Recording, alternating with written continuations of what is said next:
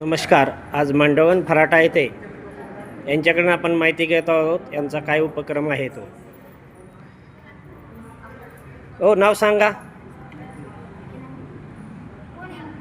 नाव सांगा. संस्था कोणती, उपक्रम काय, त्याबाबत माहिती द्या. माहिती द्या, बाकी काय नाही. हा, तेच सांगा, माहिती द्या.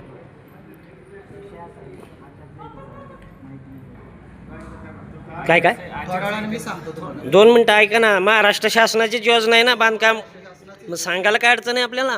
कोणती संस्था आहे नोंदणीकृत, काय अडचण नाही तुम्हाला. आत्ता काय अडचण आहे. पुन्हा वेळ का द्यायची. ग्रामपंचायतमध्ये गेलं तर आपण कोणत्या ग्रामपंचायतीमध्ये? आत्ता कोणत्या हद्दीत आहेत आपण. हद्दीत आहे, पण कॅम्प पर्सनली लावलाय पंचायतीचा. ऐका, आपल्याला ग्रामपंचायतला कळवल्याशिवाय कॅम्प घेता येतो असं मला जी आर दाखवा. ठीक आहे, नाही दाखवत. नाही दाखवत. अहो, असं नका समजू, सरळ चला.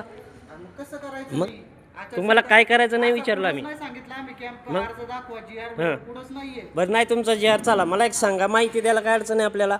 ह्या गावातल्या कामगारांची आपण Personally माहिती देतो ना तुम्हाला. पर्सनली आता कॅम्प काय चाललाय, हां. काय अडचण आहे द्यायला तुम्हाला. संस्थेची माहिती द्यायला काय अडचण आहे.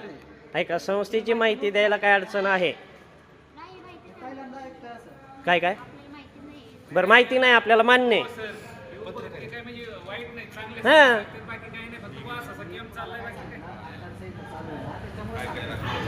तुम्हाला बरं, यांच्याकडनं काय घेणार आता. पर्सनली माहिती बाई काय का, मला फक्त काय सांगा. विचारा प्रश्न सांगा. आता हे जे आहे ना चालू उपक्रम, ह्याची माहिती सांगा, बाकी काय. बांधकाम कामगार योजनेतर्फे आपण यांचं मेडिकल करतो. फक्त बांधकाम का हे दुसरे. बांधकाम काम बरं, ह्यासाठी आपण किती रुपये घेतो काय. फ्री ऑफ कॉस्ट आहे. सगळं फ्री ऑफ कॉस्ट आहे. मी देतो.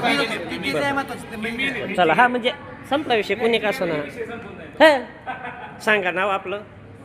नमस्कार, माझं नाव वैभव नवले. आपल्या मांडवगण फराटा परिसरामध्ये आपण बांधकाम कामगार योजनेचे आपण फॉर्म आले होते आपल्याकडे फॉर्म भरण्यासाठी. तर ते आपण फॉर्म आल्यानंतर ते फॉर्म ॲक्टिव्ह झालेले आहेत. त्यांना आपण भांड्याचे सेट पण देत आहोत. बरं, आपलं गाव कोणतं सर. माझं नाव वैभव नवले. मी गणपती ओझरचा आहे. अच्छा, आपल्या आंबेगाव आणि ओझर या लेण्याद्रीमध्ये अशा अनेक संस्थांनी बांधकामगार जे कामगार आहेत यांची भरपूर प्रमाणात लूट केलेले आम्ही व्हिडिओ पाहतो. आणि अशी मला एक आत्ता तक्रार आली, त्या उद्देशाने मी आपल्याकडे आलो. आता आंबेगाव आणि जुन्नर जो तालुका आहे, ह्या तालुक्यात अनेक संस्था आहे रजिस्ट्रेशन करून त्यांचा सुळसुळाट झालेला आहे. तरी शिरूर तालुक्यामध्ये अशा संस्था आहेत किंवा महाराष्ट्र शासनाचे असे संबंधित जे बांधकाम विभागाचे अधिकारी असतील त्यांना आपण कळवलेलं आहे का.